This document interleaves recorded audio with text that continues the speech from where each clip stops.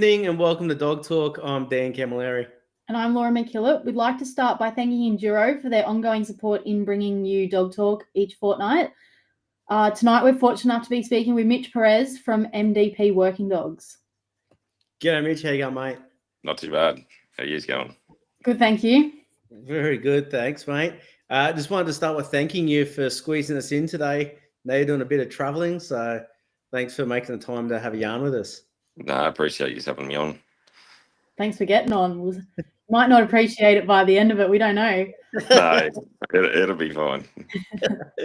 Where's home, Mitch?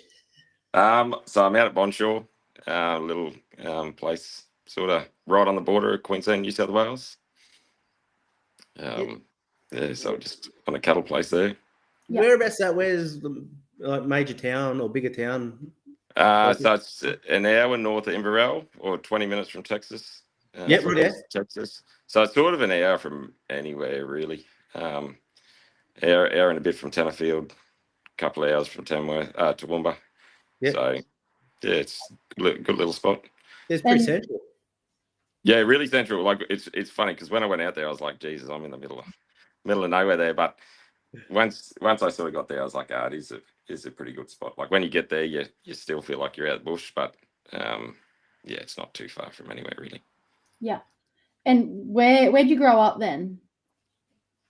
Yeah, so I got a bit of different story. I was born down in McLean and travelled around with family, I suppose. Dad was a greenkeeper, so we went from McLean, Harvey Bay, spent a few years in Harvey Bay, did a couple of years in Weipa, and then started school up there, and then he got a job down in Townsville, and then pretty much did all my schooling in Townsville. So I would say that's where I grew up.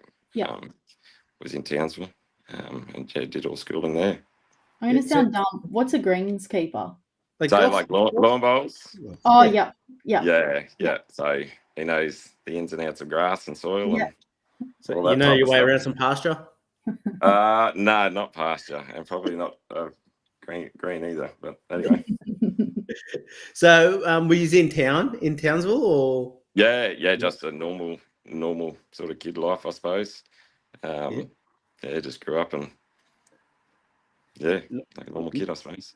No aspiration to be a Cowboys player living up in Townsville? No, definitely not. Yeah. We're around it, but yeah. And from there, like, I know you didn't get straight into dogs, ag, anything like that straight away. Like, do you want to tell us a bit about how, like, what you did when you first left school in the next so many years?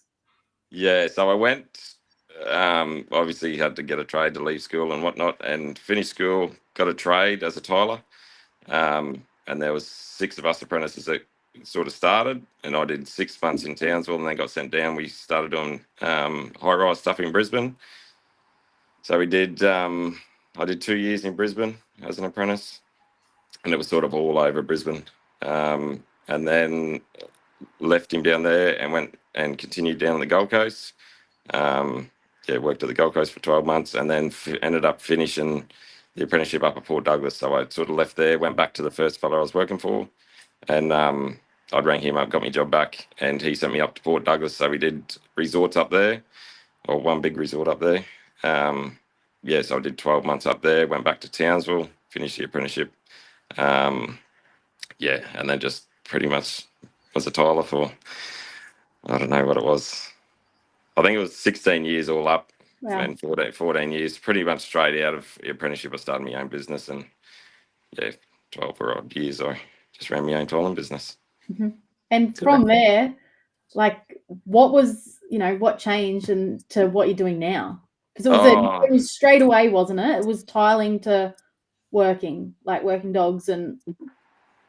Pretty much. So it was 6 years to September, I'd say. Yeah. Yep.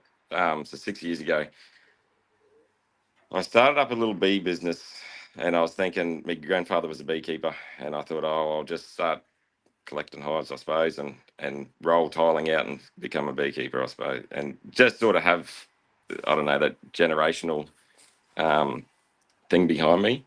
Sort of just got to the point. It was just working for yourself was pretty tiring, And I thought rolling into something I don't really know too much about, and I didn't have any mentors around me to roll into it. And I said to Carly at the time, we had 2 kids at that stage, and she was pregnant with Hadley, and I said, if I didn't have kids or anything like that, I'd probably go try and work out of the station. I don't know why, it just appealed to me. Yep. And she said, why don't you just try and get a job like out there? And so me being me, it's just like networking, get people talking sort of thing. And there's a lady advertised a job out near Hewenden. I called her up and I said, look, I don't want your job, but I'd love the experience to come out. And we asked about the job. It wasn't that I didn't want it. It probably just wasn't the role to support a family. Mm-hmm. But I said, I'd love to come out just as experience. And I didn't know how to drive tractors. I didn't know nothing about it. And she said, leave it with me. The Richmond field days are on. She said, I'll talk to a few people. And then from that there, I got a contact.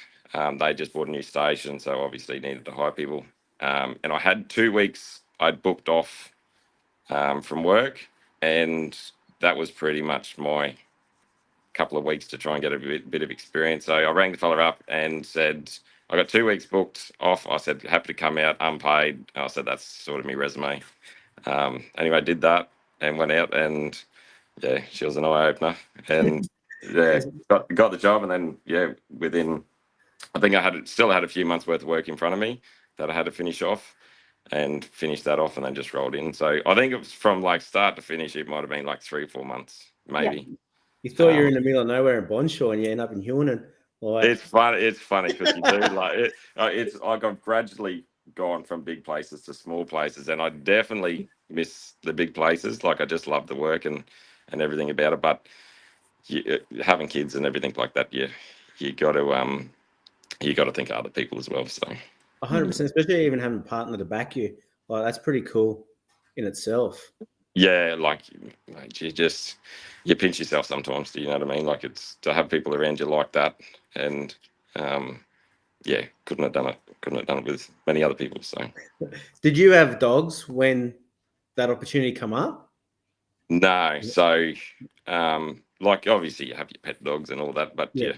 your basic sit and stay and all that things. But I went out. How I sort of got not right into the dogs, but introduced into working dogs is before I'd started. It was the weekend before I was meant to start on the Monday. In case you'd rang up and she just said, "There's a dog school on. Would like you to go and attend that before you start." And it was a Steve Elliott school down at Winton.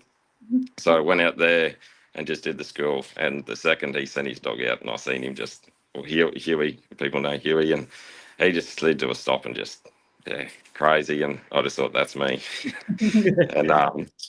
and that was the start, just the introduction into a working dog of what they could do, sort of thing. The control and everything like that, like the herding abilities, definitely cool, but just the control what people can have on a dog just blows your mind. I think when you haven't seen it, it is when you have seen it, but when you haven't seen it, it really blows your mind. So it would be pretty fair to say the last 6 years for you have been baptism by fire.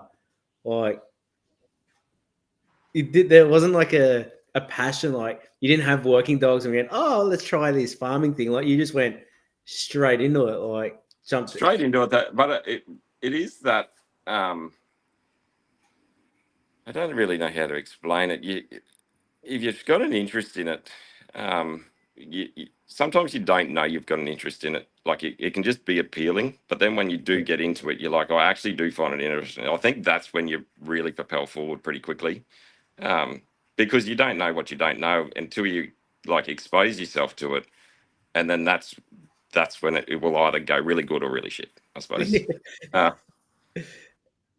Which you could say at least you had a taste. You go, oh, okay, it wasn't for me, but at least you tried, right? Oh, 100%, 100%. I think you try and do that with everything. Like it's but for you, it snowballed. Like, yeah, she went pretty good. So we're actually we didn't ask that for like so now at Bonshaw, like what's the operation there? So it's a mixed place, privately owned. I just run the livestock side of things. There's cropping fellas, infrastructure fellas. So there's 11 pivots, cotton and corn, alternative to seasons, and we sort of run about 1,1700 head, and that's just from breeders to replacements to trades and everything like that, and it just depends on the season. So it's pretty busy. Put a fair bit of fodder in, and yeah. And from the first time you went from like those first initial 2 weeks, have you always been around cattle? Or I'm assuming cattle out at Hillman. And that's what appealed to you. Have you worked other types of livestock as well? Mainly cattle. Like I did 3 years down at Warren, and was exposed to sheep as well, just on other places. And we'd run a few thousand, 3,000, just on trades and stuff like that. And it was just hard if you didn't have the dogs. It's one thing that I'd really like to be able to do, but not having good experiences with it really puts you off. Like just not having the right dogs or set up right or anything like that. I think that's where it's always been hard days working sheep. Do you know what I mean? Yeah. I sit there and watch it, and I just think I'd love to be able to do it when it's just real fluid and it just looks like it's going really good. But it's you never know. One day it might happen. So. Yeah. Oh, sorry. I thought you were going to talk there, and then the sneeze sorry. come out. I was like, "Oh, your head's going to blow off." No. So, you mentioned like you went out the Steve Elliott there, seen those dogs. What was your first dog, and how did you go about selecting a dog for yourself? Well, obviously, I knew nothing. You know what I mean? So I just said to Steve, I said, mate, like when I'd left the school, I just said, mate, if you know of a dog that comes up, I said, just let us know, sort of thing. It was a couple of weeks later, and he rang up and he said, I got a dog here, which is a 10-month-old border collie dog. So I ended up picking him up, and he just sort of just started and wasn't doing anything wrong, or pretty biddable type of dog. And that was sort of the start into that, and it ended up being Kenny, like everyone knows Kenny, I suppose now that knows us, and he's just been a pretty cool dog to us. Really. Yes, you've still got him really 6 years later.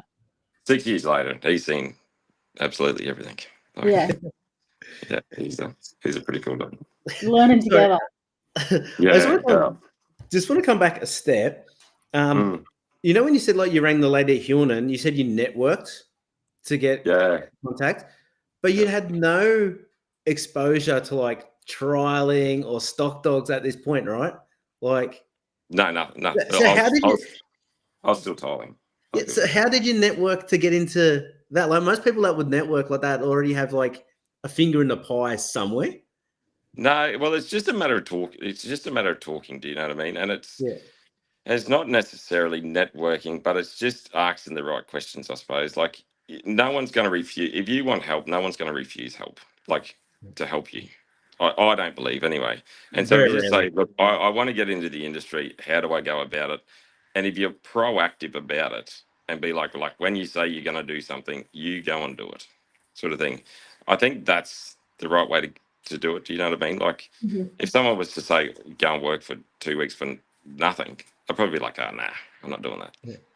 I don't know. But no, you're right. Because like you know, like normally, like not normally, like, we'll ask that question towards the end of the night, like, what advice would you give to someone that might be listening, right? But those people already have a vested interest because they're listening to a working dog podcast. But you've come like there was nothing, like, and then you went, like that's like really admirable. Like that's really cool.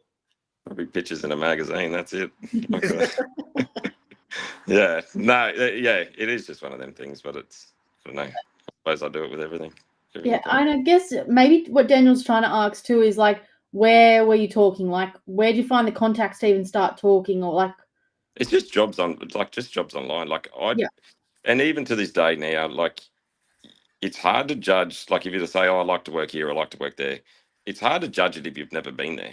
Mm-hmm. Yeah. So the only way to judge it is to go there and work there.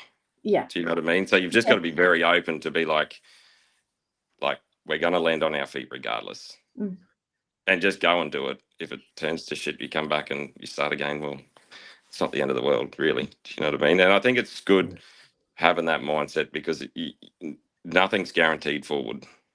So Really.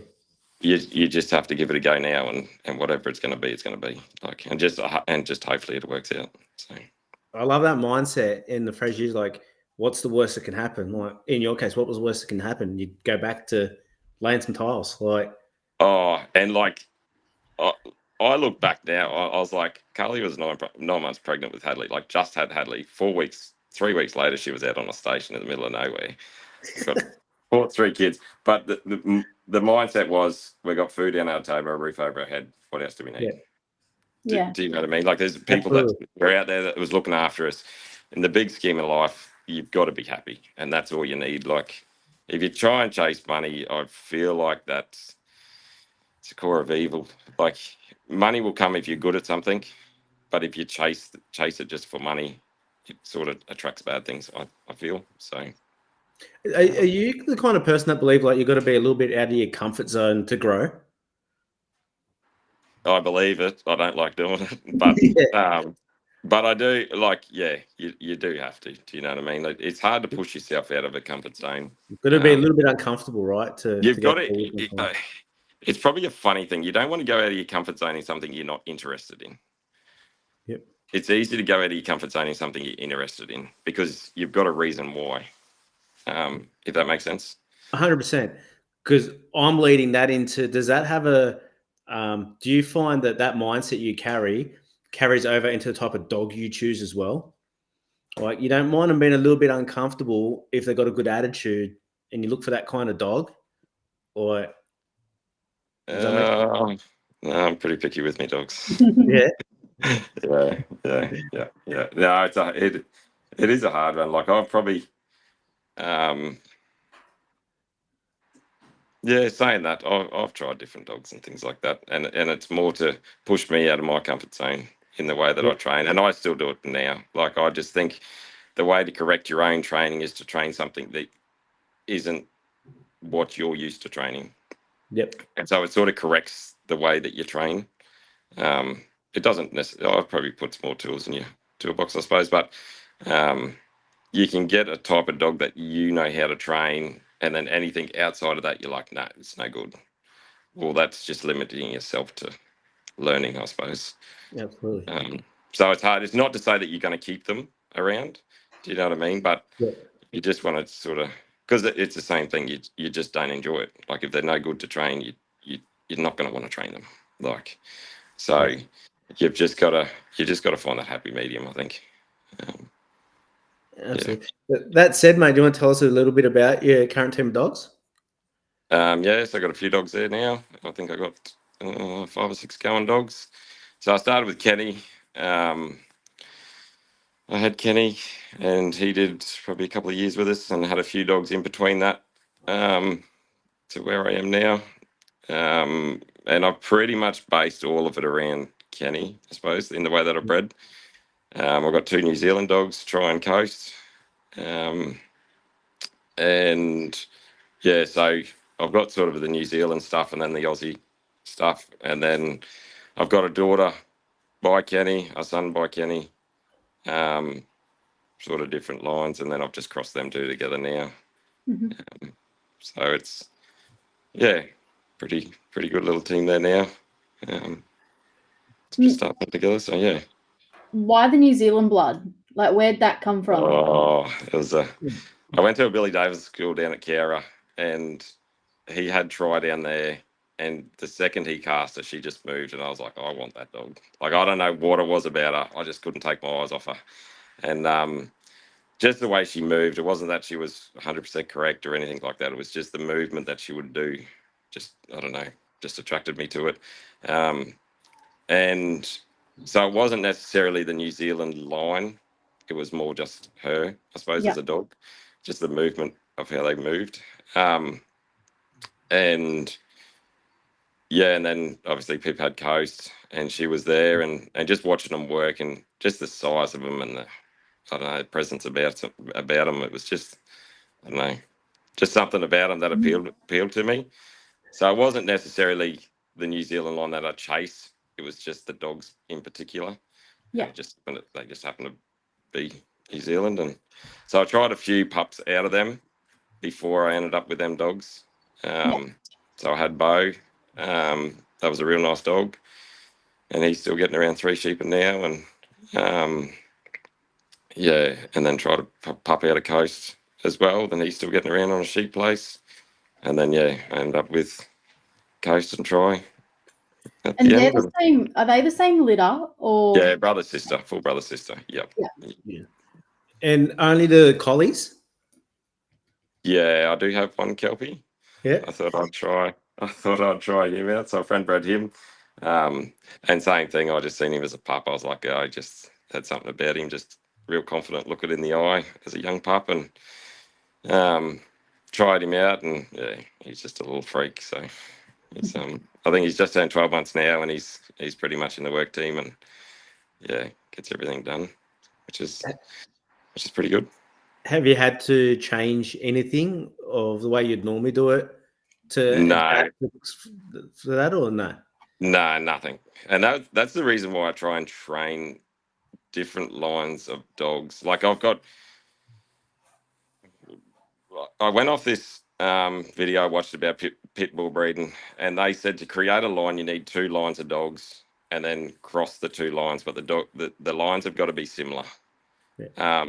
So keep the lines very similar in the way they work and move and everything like that, but then cross them together, and you sort of keep the 2 lines going, and then you don't really need an outcross for a long time. That was my understanding of it. It's not to say that's right, but so that's how I sort of created that. And to then keep that honest, I try and get outside dogs to make sure that there's not a better dog out there doing something different. So trying the Kelpie, I just thought, in the way that I probably do my training, I just wanted to see if a dog would work out similar to the ones that I'm putting on the ground, I suppose. And I just find him very similar. Like it's just the way they read stock and they feel stock and they sort of get a grip with them. They have different characteristics, I suppose, about them, but very similar in the way they work, I think. And what is it about Kenny that you like so much that you've kept a lot of that stuff around? Probably everything about him, but and you can be biased, do you know what I mean? Because it's your dog, but he's just very calm in the head. Like there's no hype whatsoever. Like it's just he would sleep on your couch if you let him, and he would go out and put on the show at clean skin bulls, anything. Like he's just got no fear, and you ask him to do something, he'll do it. Like he just a very honest dog, and he's worked sheep, he's worked absolutely everything, and I don't know, he's probably just one of them dogs. Like he's just always there. He'll always show up, and you ask him to go if he's tired, doesn't matter. He'll just keep going. I think it's just the desire in him, and that's what he's thrown through his pups, like just high desire dogs. And I'm just trying to keep that hype down. Like obviously going forward, you just like the dogs just with no hype, and that is hard to get it out of them because you want the high drive, but to get a calm dog at the same time, it's sort of hard to get that. But if I can claim him, I'd love to. But yeah, and like he's not a dog for everyone, but he's a dog that I like, and it's yeah. You mentioned like you're pretty particular with your dogs. What do they got to tick? Probably correctness. I feel just in going forward of what I want to breed is correctness. I'm happy to lose a little bit of strength, but just that feel, like I don't know, when you can watch a dog and they just rock a bit, like I don't like a busy dog. You see it when they get a hold of stock, and especially on sheep sort of expose the dog a lot more, but they can sort of balance and they can just rock a shoulder, and then that sheep will turn back around. Like they just do minimal work. And that's what I try and look for in a dog that's actually thinking. Like you see a dog running around trying to catch the outside eye, a dog that's actually thinking, just stop, take 2 steps the opposite way. You've caught the head, you've stopped everything, the movement stopped. All you had to do was stop. Like, and that's what I try and do. Just find a dog that's actually thinking about, like, just control the stock. Do you know what I mean? Yeah. And I feel like that's what I look for in a pup, is a pup that's thinking and just do the job way easier, like, and just work out what the job is. But yeah, that's what I try and look for. Yeah. So I don't know if that answers the question of No, it does. It does. picky. Yeah, it's yeah. I probably go right into it if they. I just like that real crouchy style. If they're a bit stand up, I don't really go for that either. But yeah, I've just got a style that I like, and I'm just hopefully going to breed more consistent like that. Why do you like those dogs that work under their stock a little bit? Oh, I don't know. I just think it looks cool. It's fun. It's funny because you see all that stuff when you train it, and you train it in a training yard or a trial ring and stuff, and you see all the finessey sort of stylish stuff. When you go to work, that all goes out the window. Do you know what I mean? Like, you cast them out and you just let them go. Like, whatever you do, you do. And so all the finessey, stylish stuff. But I said it to a mate there a few weeks ago. I said to watch a dog that, and I'd love to have a few of them. I suppose everyone would. Some dogs have just got auras about them. I don't know how to explain it. I said, go and watch a trial. I said, you want to watch a dog that has it? I said, the whole audience will be dead quiet. I said, a pin will drop when he runs on. I said, and it's, you might only get one dog in a trial that'll do it. Do you know what I mean? I don't know what it is about them, but yeah, if you can sort of try and get them dogs, it's not that they're outstanding and they're winning everything. It's just everyone just stops and watches. And I feel like they've just got a lot of style about them, crouchiness, and yeah, it's not all them dogs are like it, but yeah, I feel like a lot of them are like it. Mm-hmm. Is there anything you'd like to put into your line of dogs? Not really. I don't think. It's good. Yeah, it is good. You got to start somewhere. I always think that you got to start somewhere, and you've got to go towards something. Yeah, yeah. Nothing at this stage. Nothing at this stage. Like, it's not. I feel like breeding isn't like a recipe. Like, and I feel like you can get caught up in that. Is that you sort of got a hard dog, so you go to a soft bitch, and I feel like it's not how genetics work. Like, it's not. If you throw one way and throw the other, the next generation will throw either way again. Like, you need to go like to like, and that has to be generational. Because otherwise, if you go big dog, small dog, the next generation will either throw back to that, and so it's just there's no consistency. I don't know. That's just how my brain sort of works on that. So I just try and go like for like, and if I can get correctness, it'll only be strength that will be the difference in the dogs. Yeah. Because it is hard. That I feel like it's hard to get everything else, but if you can get everything else in correctness and cover and all that type of stuff, you will lose a little bit of strength. Like, that's probably just a given. But if that's just one thing I need to look for to bring back into the line, it's should be a lot easier to find that little bit of strength. But yeah, well, that's what I'm thinking going forward. Whether or not it works, I'm not sure. But yeah. You mentioned that type of dog where if you're at a trial or somewhere and that energy and everyone just be's quiet and watches that particular dog. Is there a dog that does that for you?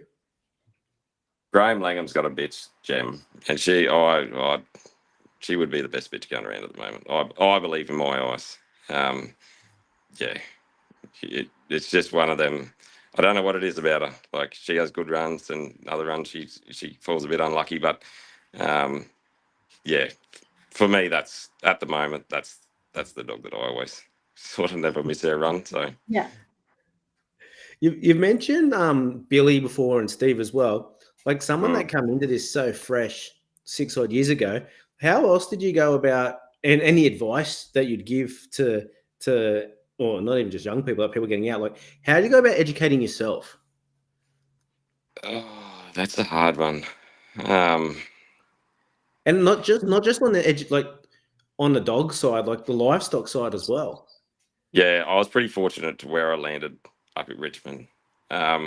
I wouldn't be the stock person that I am today without them. Like, it's their standard of how they ran cattle was just next level. I believe, like, looking, knowing what I know now and seeing what I've seen now, they just had a higher standard on cattlemanship, I suppose. if it's the sort of thing like just big mobs, like 1,000, 1,500 head, nothing ran. You'd walk down the road, no fences, no nothing, and you like their standard was like 800 head, 2 dogs, 1 bloke. That's achievable. That was a normal thing. Do you know what I mean? So it's not that you could all the time to get to that, but you have to set yourself a standard, and if you set yourself a high one, well, you're going to end up pretty high on it. And it would just be a matter that you'd go out and you'd pull up, and obviously I knew nothing. Do you know what I mean? I didn't know how hard to push them, and yeah, like nothing. And so the learning side of that was that we'd be up mustering, and in the middle of the muster, you pull up, righto, if something like this happens, this is the where you ride. And it was just pretty much like just be aware of where you are and what you're doing to the stock. Like it's easy just to ride along and just think, oh yeah, I'm just here. But then just work out where the bubble is. Do you know what I mean? And working different cattle, different stock, everything, you learn it is that you can ride in, and a matter of like just turning your front wheel will turn one beast around. But you've got to be watching to acknowledge it. Do you know what I mean? So, and you've just really got to watch it. And then watching your dogs, like you just watch your dogs and you just think that dog just took 2 steps to the left and turned that beast around there. And I think just looking to the finer points of it, it's not necessarily, yeah, it is a hard one. Like it's, my brain just goes bold with that sort of stuff. I really like it, but it's not to say everyone's the same as me, like learns the same as me either. Well, that but said, sorry, can we just touch on that for a moment? Like you mentioned, like these people in Richmond and their standard, and obviously, but you've had to have a level of like intuition and instinct yourself. Could young Mitch have stepped in at the same point as old Mitch, and achieved the same? Do you think, or do you think coming in a little bit older, you had the concept and respect of like taking more on? Yeah, I think age come with it. I think that's always it is a hard thing to train young people, and that's not in a bad sense. It's just in the sense that I don't even really know how to explain it. Yeah, it is a lot harder. Like you need to have life lessons. Do you know what I mean? Like, and so you need to run problems. And I always say, like, make as many mistakes as you can, just never do them twice. Like it's the fastest way to learn. Like nothing's going to go wrong. Do you know what I mean? Like, and unless it's very stupid, but do something, see if there's a mistake in it. If there is, don't do it again. Like that's, yeah, pretty fast way to learn, I think. Like, and just takes the pressure off trying to be perfect all the time. Like it's yeah, I don't know. I feel like that's a good thing to put into a young person. Don't be stupid with it, but like give it a go, learn yourself. Like, because you know yourself. I think everyone's in the same boat. When someone tells you not to do something, there's every instinct you're like, I just want to give it a go. Do you know what I mean? Like just to prove the person wrong. And so I just say, go and do it. Do you know what I mean? Like go and do it, give it a crack. If it works out, good. I've learned something too. So yeah.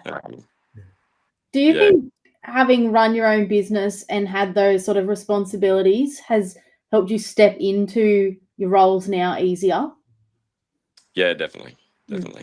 And I had thought about it only just recently. With tiling, there was problems every day. Like it was like where farming, you might get one thing go wrong a week or one thing go wrong a day. It was like you might get 100 things go wrong in tiling. Do you know what I mean? And you were just constantly fixing. Being a finishing trade, it was everything was seen. Yeah. And so you had to not make it seen. Do you know what I mean? Like that was your job. Was don't stand out. If there was a bump in the wall, you had to fix the bump. Like you couldn't ask someone to come back and fix it. Like it was just. But foundations would be massive too. Like your baseline, like your tiling job's only as good as what you're gluing or sticking or cementing your tiles too. And if that's not right at the bottom, well then the top stands out like dog's balls, like you're saying. So it's a process from the get go.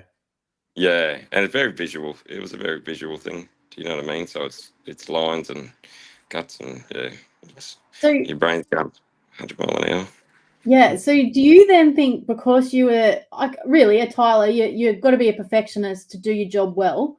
You need an artist, right? yeah, do you think that's why you are a bit like that with your dogs? Like, that's why you have such a high standard, is because you've always had to meet a high standard in your work?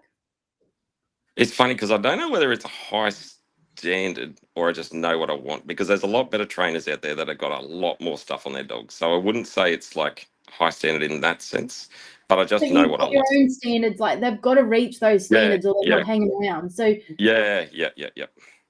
Um, yeah, it's had its toll on it. Like yeah, it's, I think it has. Do you know what I mean? Like, and yeah, Well, if you're true, you become a victim to your own standards as well, right? Because the standard you walk past is the standard you accept. So if you've set the bar somewhere and then you go, oh, that's not me today, well, it's very easy to jump on that bandwagon and your standards just get lower and lower. But if you have a and high standard and you keep yourself to that and you're honest to it, well, and I it's think tiring. I think the best thing to understand is everyone's got different standards, Yeah. and that's okay. Do you know what I mean? Like, not everyone's got to live up to this, and some people are happy, like having a dog just going around stock and that's it. Like, and there's nothing wrong with it. Do you know what I mean? Like, it's, I think that's the biggest thing is like leave the ego at the door, and if someone's happy with that, like be happy for them with it, sort of thing. But and you got to not get caught out too, and I'm probably bad for it, is criticizing yourself too much. If something like, you've got to acknowledge that there's good in it, but don't always be down on yourself when it's not. And that's the problem when you come with standards of yourself, that you can sort of knock yourself a little bit. So I've had to work on that a little bit, that it's like, yeah, things aren't perfect, but just enjoy it as well. But yeah, it's Do one of you guys have to run now? I heard the sirens in the background.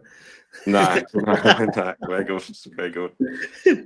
No, 100% agree with everything you said there, mate. I totally get it, and especially the part of being hard on yourself. Like, even sometimes, like if we say shit to ourselves because we're too hard on ourselves, you tend to believe, or even like it just starts to play a psych game on you without even realizing it. Well, I can get deep into some Bruce Lee shit there, but that's what he talks about, like No, spelling, yeah, like I never. understand. Yeah, I understand it. Like, it is all, and I've said it to mates recently and stuff like that. Like, all that manifesting stuff, it happens. Like, absolutely. and that sounds a bit corny sort of stuff, but you've got an option to tell yourself something or to have a thought. You might as well have a good one. Like, that's what I just think. Like, you either think you. Well, have you lost him there, Laura? Or is that just he me? sounds like a robot. 1 second.